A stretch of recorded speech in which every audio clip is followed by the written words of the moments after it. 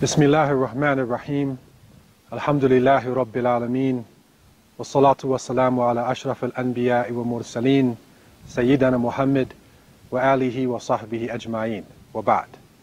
In the name of Allah, the Magnificent, the Merciful, I praise Allah subhanahu wa ta'ala. I send peace and blessings to all of the prophets, to Moses, to Jesus, and especially to our beloved Prophet Muhammad, his faithful companions forever.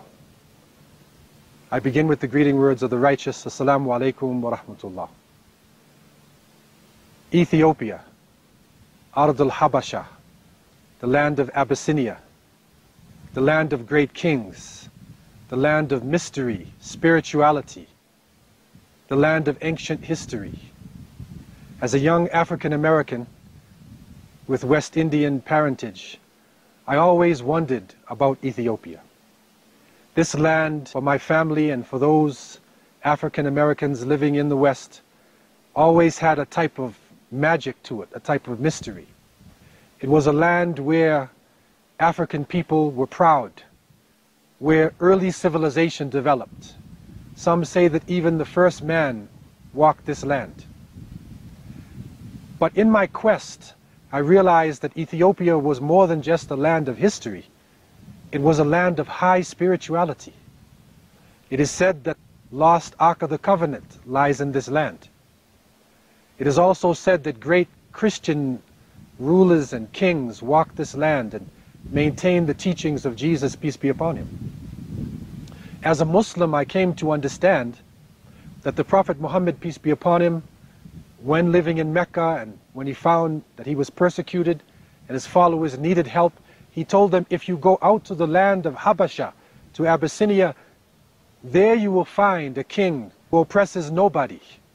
It is a land of truth. Hiya ardun sidq. How did he know that it was a land of truth?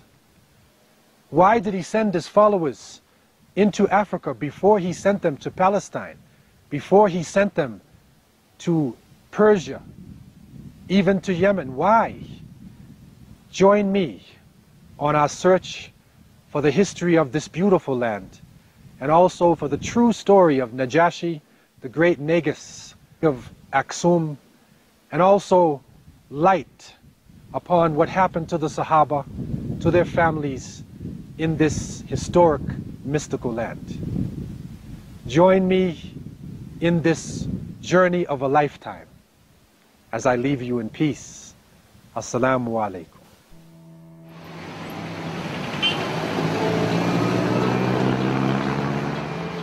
My journey starts in the relatively young city of Addis Ababa, the capital of Ethiopia. It was founded in 1887 by the Emperor Menelik and has grown to a population of just over 3 million. To my astonishment, I found out that a large percentage of the people of Addis Ababa are Muslim. In fact, 40% of Ethiopia is Muslim. It may seem hard to imagine that in a country that has recently turned away from communism, Islam has never ceased to grow. In fact, Islam is growing at an unprecedented rate.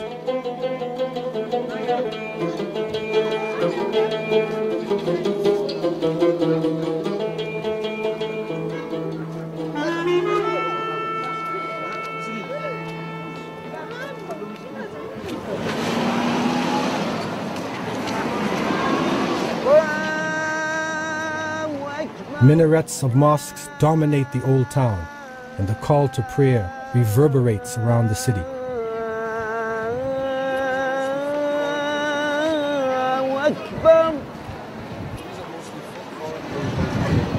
Addis Ababa is a city on the move. The hustle and bustle of daily life continues unabated. Down every street and around every corner, Muslims go about their chores. Whether it's to the mosque or shopping, it became quite apparent that Islam is here to stay.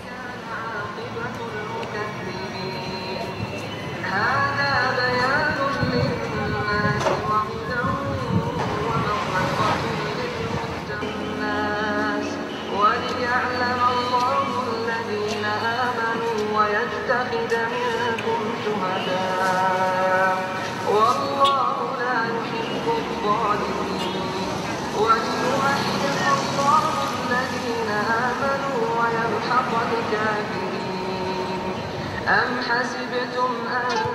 Because I came on a quest to find the role of Islam in Ethiopia today, I knew that one of the best places to convert Muslims was at the mosque.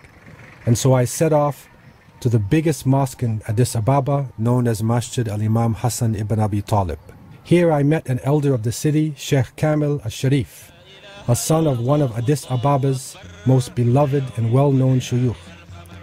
As Sheikh Kamil's name also indicates, al-Sharif, he is a noble one, a descendant of the Prophet Muhammad, peace be upon him.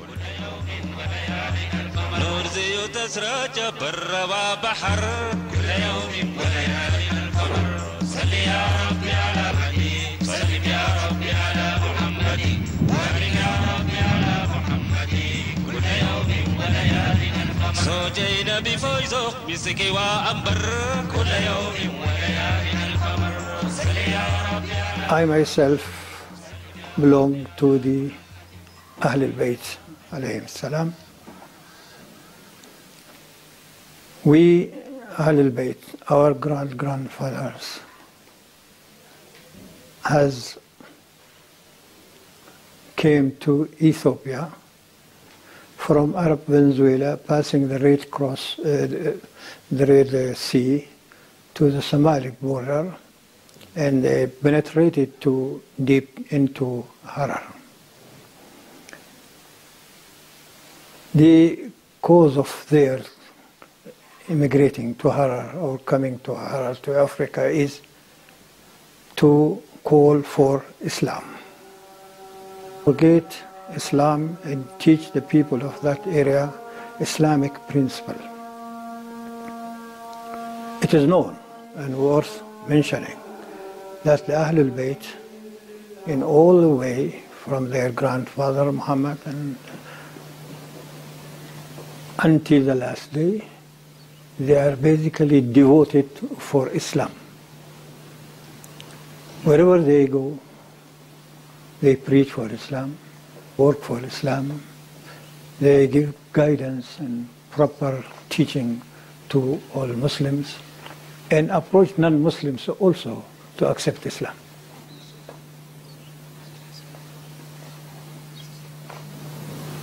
Allahu Akbar. لا إله إلا الله والله أكبر كل يوم وليالي القمر صل يا ربي. I found out that Sheikh Kamil's family comes from the legendary city of Harar, situated in the east of Ethiopia. He also told me that Harar was one of the main centers of Islamic learning for over 800 years. I had to find out more of this ancient city and arrange with Sheikh Kamil to journey there.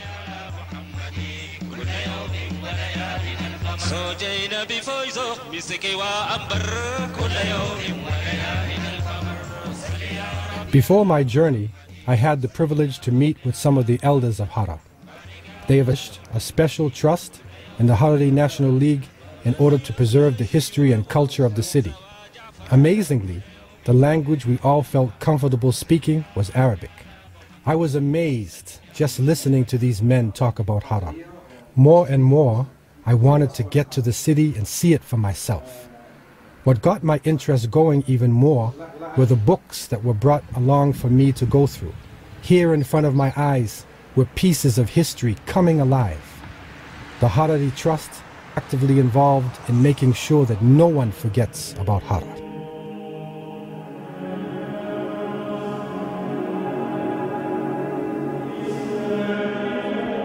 On the way to Harar, we came across a very old mosque on the trade routes where camels once traveled. The caretaker explained that many caravans passed through on their way to selling their wares in the interior. The simple architecture of the mosque reminded me of similar structures I had seen on my travels through North Africa and Arabia.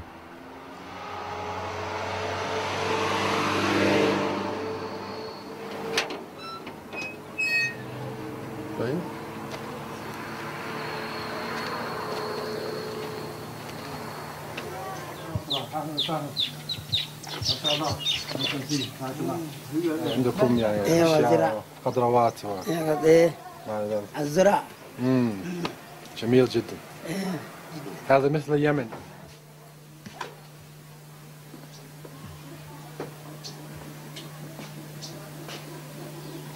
As I entered, I felt a profound sense of hundreds of years of worship drifting down on me.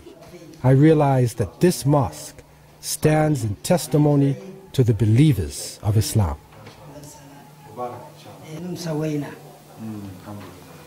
We continued onwards to the city of Hara and arrived there just after dark. I had to wait one more night to see why the city was so legendary amongst Muslims. Early the next morning, I traveled to the outskirts of the city to get a better view. The search for Islam in Ethiopia has led me to the great walled city of Hara. This ancient town, set in southeastern Ethiopia, was once the most important center in the northeastern side of the continent of Africa. It is set in the classical Islamic lines, and when we look at the city in the background, we see the Jamia, or the main mosque in the center, and the town surrounds the hill, and on the bottom is a great wall which extends for almost a square kilometer around the town of Hara. It is a town of mystery. It is a town of great scholarship. It once was the link between the African continent and Arabia and India. The people of Hara were known for minting their own coins hundreds of years ago. They were also known for great scholars, for spiritual people, for crafts, for booking. And it is said that the books of Hara were even being read in Ottoman Turkey and in other parts of the Muslim world. And so we have reached one of the most important parts of our journey, the great city of Hara. Let us see what we can find.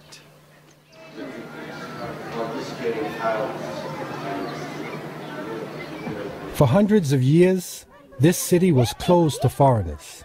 As an exclusive Islamic center, non-Muslims were not permitted Hara. I was dumbfounded when I learned that there are 82 mosques in this small city.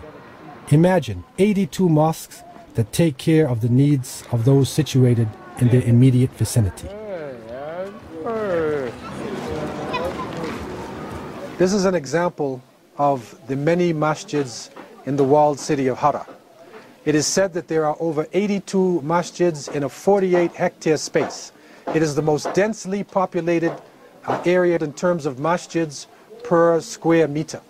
And this is one of the mysteries of Hara. This is Masjid al-Arabi, the Arab mosque, which was built around 1875 by the Egyptians, and it is one of the local centers for the people who are living in this particular section in Hara. And you'll find this all over the city, that about 40 families and an imam are basically situated around the mosque, and this gives us the flavor all around the city.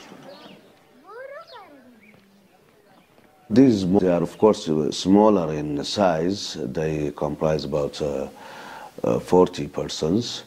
As you know, 40 persons, it will enable you also to have the Friday prayer. But the main purpose to make it 40 persons, not only to make Friday prayer, but the imam of, or we call him lazim, the imam of that mosque is responsible for 40 households. These mosques are situated in such a way to be the center for these 40 families. Hara was once surrounded by a great stone wall to keep out wild animals and the enemy. This gave rise to Hara being known as the walled city. Inside its walls, scholars from all over the Muslim world were teaching and producing detailed works on Islam. Many of them were also actively involved in closeness to Allah by building on their strong spiritual beliefs.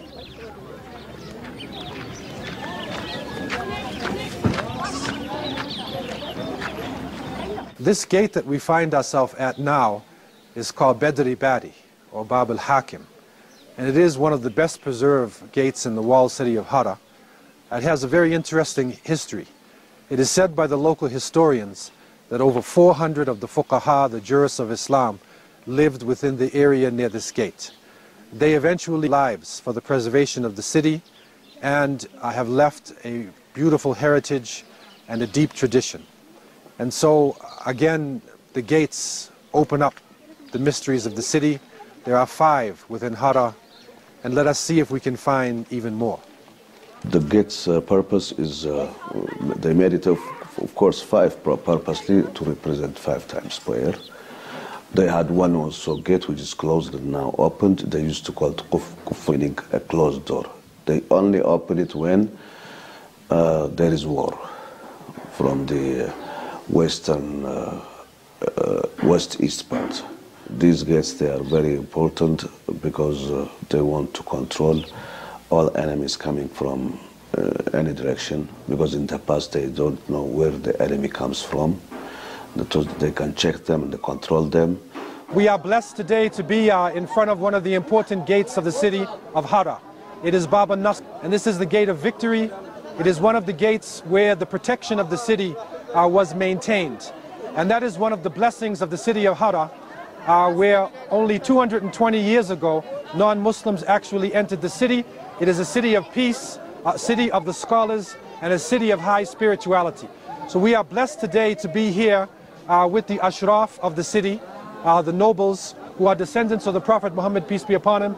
Al-Hajj Kamil al-Sharif and the others have come today along with the citizens, and we are blessed to be here. It is the gate of victory, and we always pray that this city will again rise. Hara is now becoming a very important city, and it is rising back again into importance in Africa and also in the Muslim world.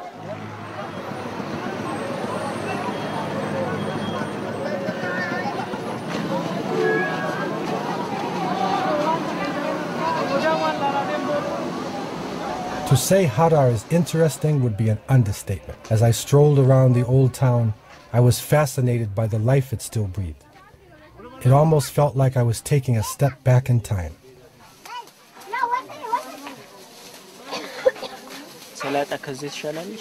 Traders were displaying their wares all over, and I could just imagine how it was like hundreds of years ago. This is a typical marketplace in Hara. For centuries, people have gathered together, bringing their wares from the countryside into the town. Hara is one of the most important centers for civilization within Ethiopia. And the people brought their goods inside and traded and came together from all different parts of eastern Ethiopia and northern Ethiopia. And so we see it here, typical marketplace. Again, this could be in Pakistan, it could be in Egypt, it could be in Morocco. It gives you that flavor of life and activity and the bringing together of the old and the new.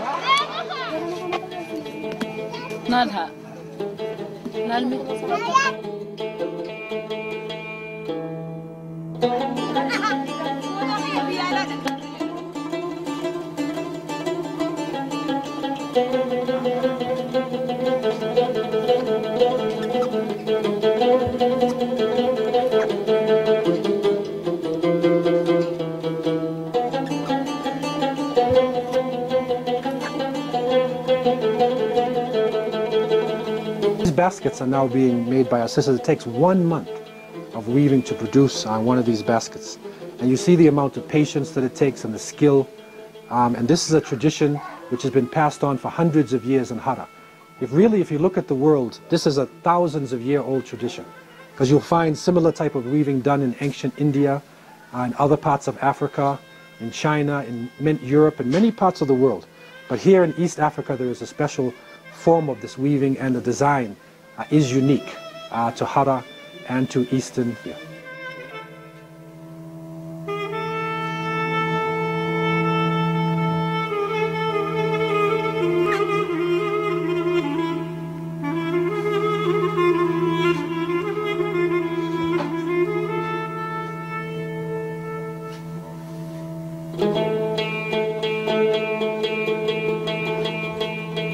This is the weaving of the culture of Hara, and you see again the designs and the colors of Africa and the Arab world. And these baskets have many purposes. They are being serving food, also protecting food. This basket is used as a decoration in Hara houses. Right. And other baskets can be used for functional purpose as well as decoration in the house. But is this one used on a special occasion? It's not used on a special occasion, but whenever a young Hara woman marries a man, and when she go to her new house, Right. she has to have 6 different types of basketries, Yeah. and this is one of 6. Like many parts of the Islamic world, the shops of Hara are a reflection of Islamic culture. What is special about the culture here is it combines Arab culture with African culture with the Islamic culture. So you see in the famous kufiya, it is normally worn at the time of the wedding for the men. So this kufiya is special. It is worn at the time of the weddings, and it has the special design, as you see on the top of the cap. It's similar to many of the masjids and designs within the Islamic world. And what makes it special are the colors. The colors are African Ethiopian colors, the green, the red, and the gold, and the black. And also you see the design. So with the beautiful designs, the blending together of the colors, you then come out with a product which is unique. And that is part of Hara being a unique place, a crossroads between Arab culture and African culture, and also a base of Islam. This cap is a reflection of the culture of this mysterious, beautiful city.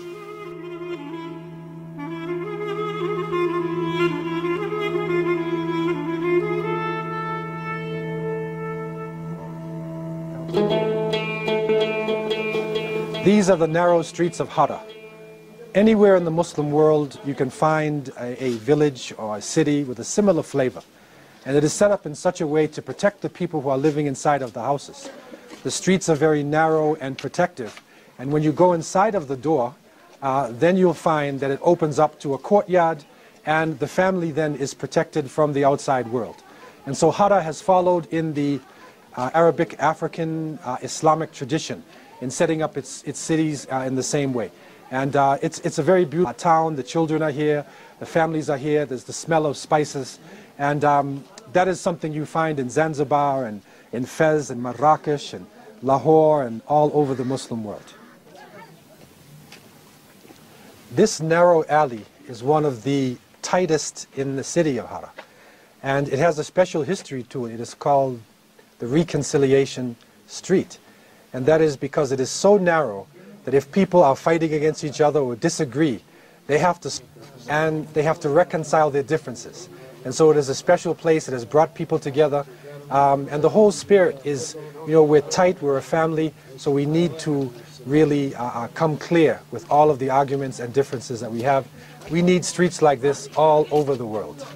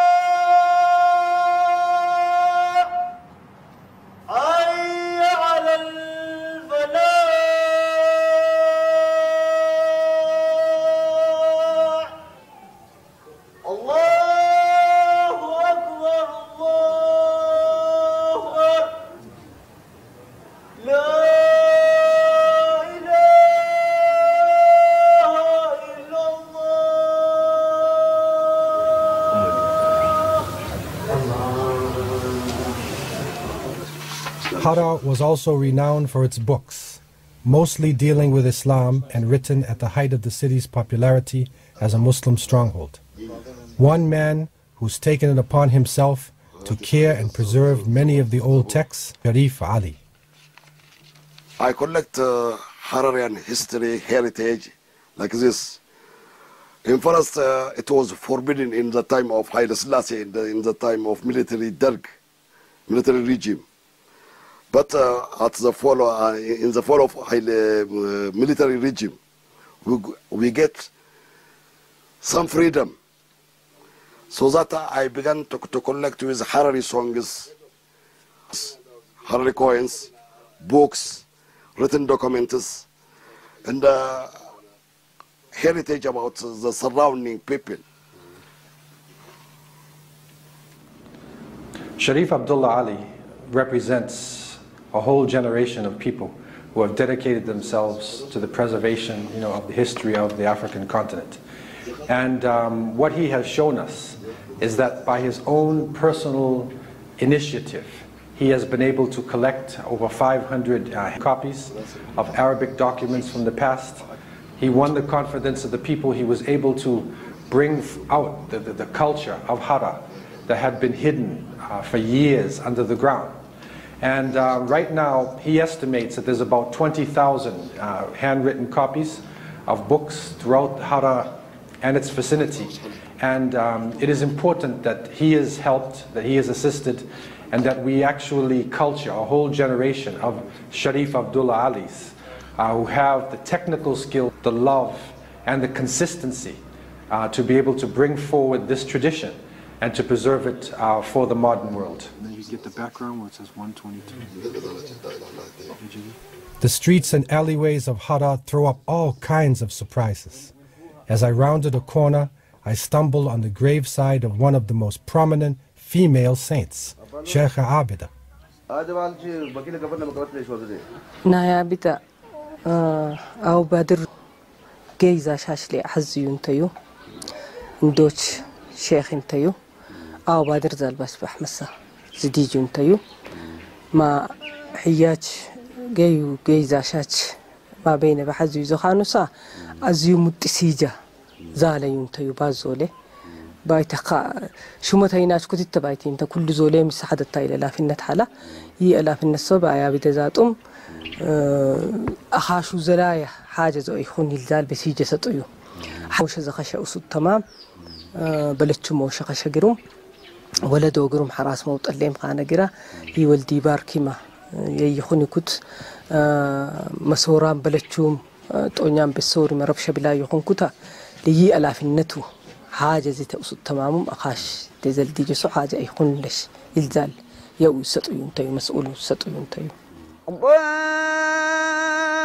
أكبر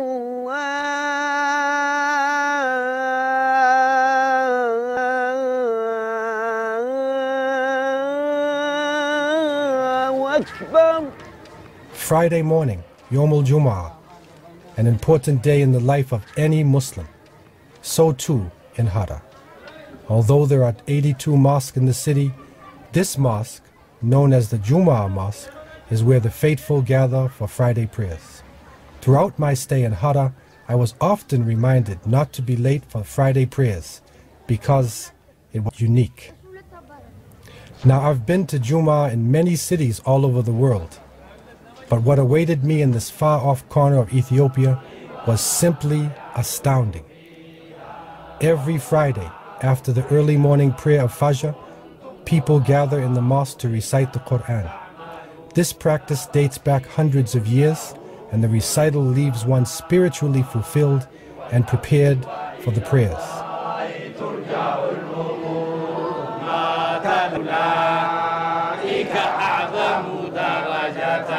من الذين أنفقوا من بعد أجر كريم يوم ترى المؤمنين والمؤمنات يسعى نورهم بين أيديهم وبأيمانهم بشراكم اليوم جنات تجري من تحتها الأنهار ولكنكم فتنتم أنفسكم وتربصتم وارتبتم وغلبتم الأماني حتى جاء أمر الله وغركم بالله الغرور نزل من الحق ولا يكون كالذين أوتوا الكتاب من فطال عليهم الأمد فقست قلوبهم وكثير منهم فاسقون اعلموا ومغفرة من الله ورضوان وما الحياة الدنيا إلا الكتاب من قبل فطال عليهم الأمد فقست قلوبهم والذين كفروا وكذبوا أشهد أن لا إله إلا الله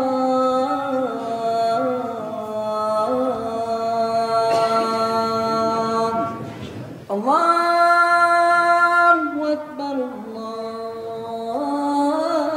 الله أكبر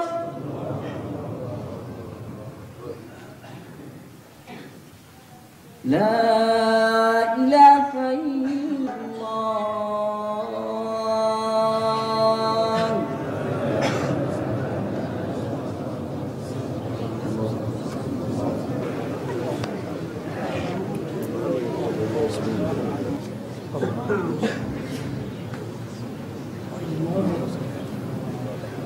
ومن لغى فلا جمعة له أنصتوا تؤجروا أصابكم الله وغفر لي ولوالدي أجمعين اللهم صل وسلم وبارك عليه وعلى آله وأصحابه ومن دعا بدعوته واستنى بسنته واستنار بطريقته إلى يوم الدين. أما بعد عباد الله أوصيكم ونفسي العاصية بتقوى الله تعالى وطاعته. أيها الناس اتقوا الله تعالى واشكروه أن خلق لكم من أنفسكم أزواجا لتسكنوا فجعله نوما وصهرا وكان ربك قديرا. وفي النكاح حصول الأجر والثواب بالقيام I left the Jumu'ah mosque filled with admiration and pride as to how these Muslims managed to keep Islam alive and thriving. Jumu'ah in Hara was definitely one of the highlights of my stay, and I felt an even greater respect for this ancient city of Islam.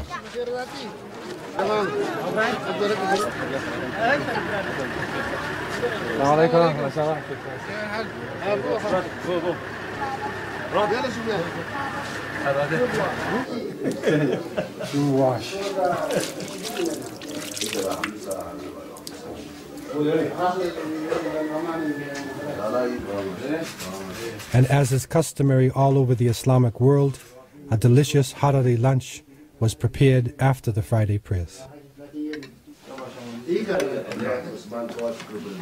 Okay.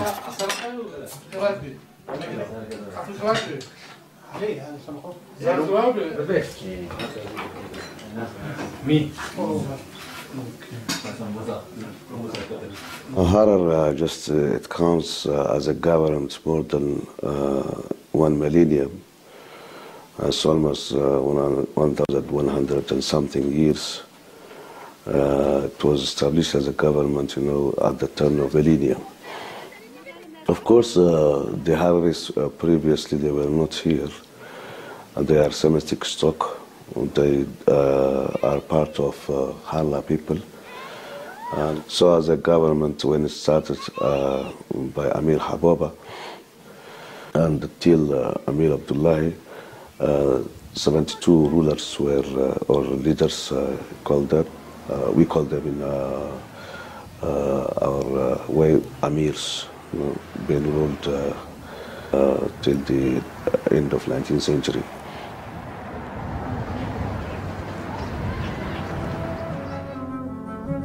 My stay in Hara had to come to an end, and I was looking forward to continue on my way through Ethiopia. Next stop was Nagash, the city of the Aksumite Christian king Ashama. He was the person who received and gave protection to the companions of the Prophet Muhammad, peace be upon him, first Hijrah. The drive was long and tiring. The city itself is high up in the mountains.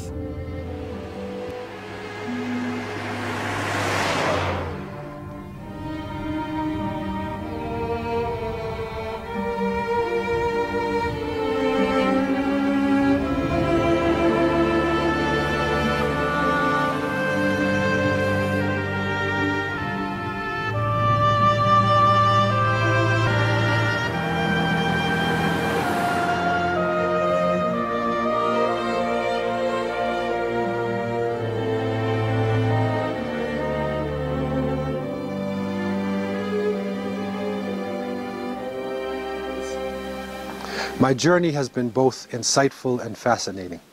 I've traveled from Addis to Harar and up into the north to the Tigray province and finally to the village of Nagash, where sits the dedicated to Najashi. It is also a place of the burial ground of the companions of the Prophet Muhammad, peace be upon him, and the king himself. So finally we have reached the final point, the beginning of Islam in Africa.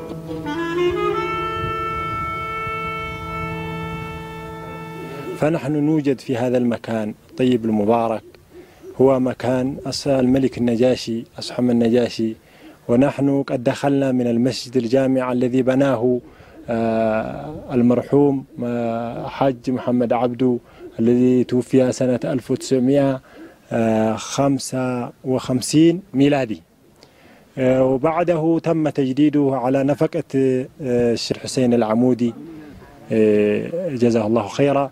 ثم دخلنا بعد ذلك بعد زيارة المسجد إلى هذا المكان الطيب بعد أن رأينا هناك مقابر للصالحين والأولياء عدة، منهم الشيخ عمر أبرار ومنهم الشيخ الحاج نور حسين ومنهم الشيخ محمد الشيخ وإلى غير ذلك.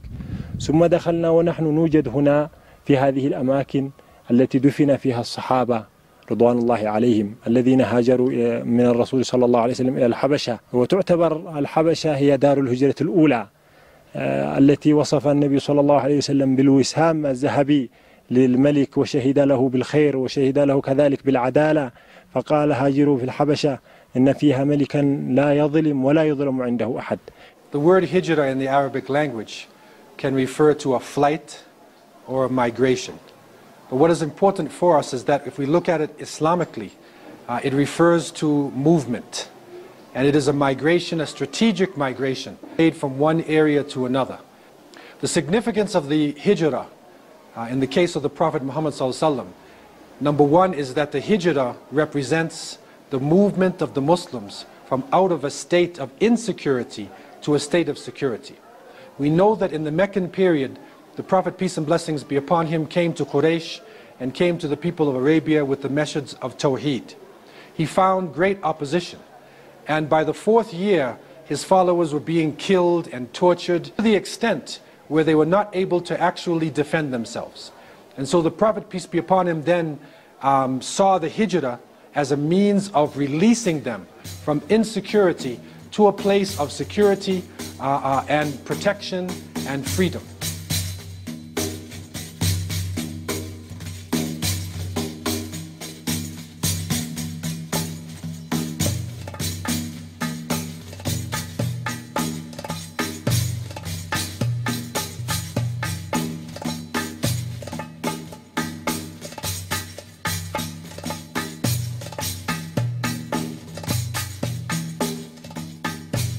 The Prophet Muhammad, peace be upon him, when he sent his followers to Abyssinia, he sent with them a message. And this message, or this letter, to Najashi, the Negus, the emperor, the ruler of Ethiopia, was in a form that we don't find in any other letter that he ever wrote. Because it's a brotherly letter. It was a diplomatic letter. So this letter was not only seeking sanctuary for his followers, it was actually a very strategic political letter that was connecting the Muslims in the Arabian Peninsula to the believers in one God in Ethiopia, which was a world power at the time.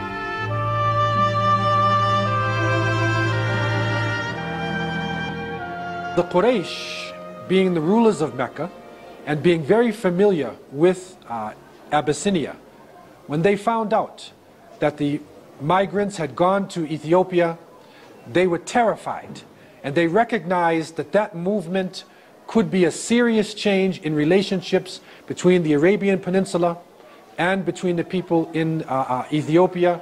It could be a world power that could be backing the Prophet Muhammad, peace be upon him.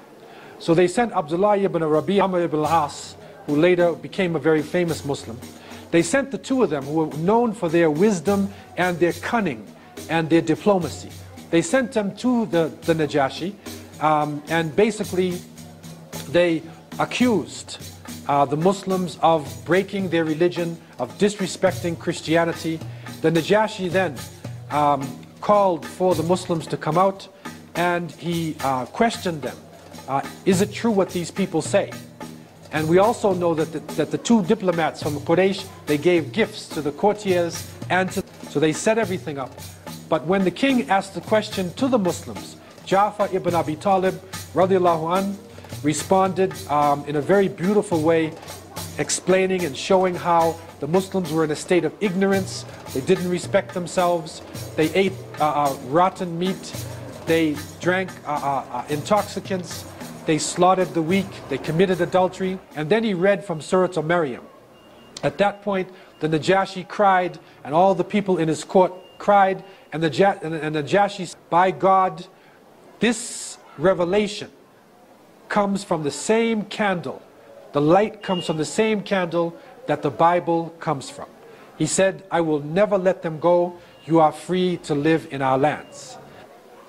We find from the traditions that when the Najashi, may Allah be pleased with him, got the message from the Prophet ﷺ, that he actually reflected upon this and he secretly accepted Islam.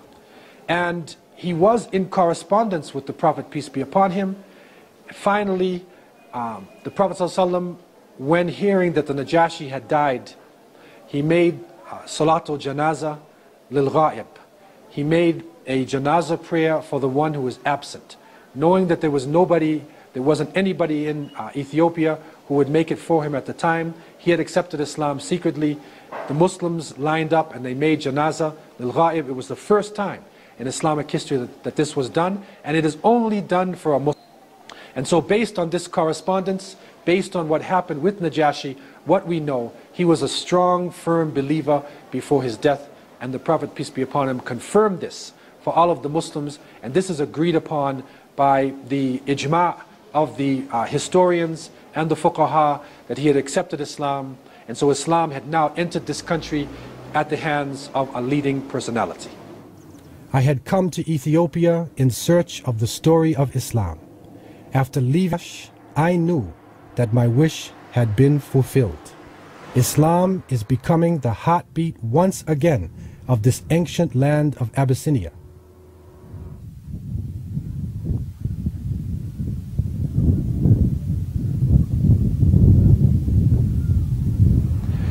I was surprised to find that Muslims in Ethiopia have had a very powerful contribution to the history, not only of the Horn of Africa and Ethiopia, but really to the Muslim world and the rest of the world.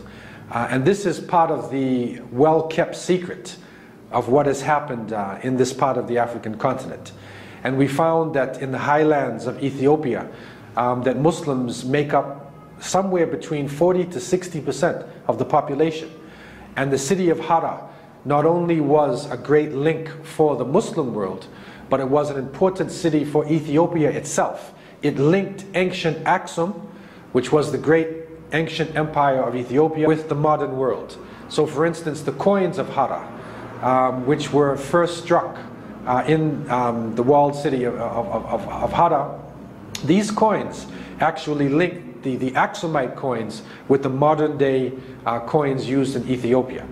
So Muslims have made a great contribution to this land, and in the building of Addis Ababa, we have come to understand that it was Harari masons and artisans that actually helped to develop the city of Addis Ababa. So present day Ethiopia has a great legacy, has a great debt in relationship to the Muslims.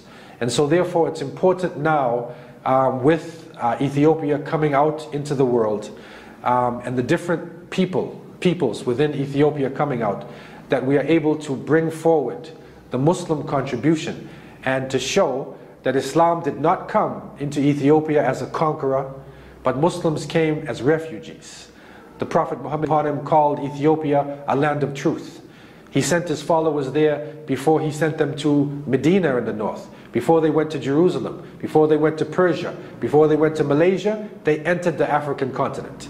And so this is very significant in our understanding of Africa and our understanding of the relationship between Muslims and Christians, that to a great extent there was cooperation between the two groups. And so Islam in Ethiopia represents a very beautiful chapter if we're able to go through the veils and really see the contributions made by the people in Ethiopia. I also believe that in the future Muslims will make a great contribution to Ethiopia, because that knowledge of Arabic is still alive, that knowledge within the books of Hara is still with them, and there are great peacemaking lessons within the teachings of the scholars of Hara. There are also great lessons of how to deal with science in a moral way, to blend the ancient with the modern, how to bring out the best in humanity in technology. And that is something that is missing in the world today. And I believe that Muslims in Ethiopia and in Hara and Nagash and Aksum in particular can make a great contribution not only to Africa but to the world. No more do I look at Africa as the dark continent. What I found here has opened eyes to a whole new world of possibility that Africa offers. President Thabo Mbeki of South Africa speaks of the 21st century as the time of the African Renaissance. I say, let's look into the history of this majestic continent to kickstart the process. For me, the journey is only beginning, and I hope to explore many more untold stories of Islam and Africa.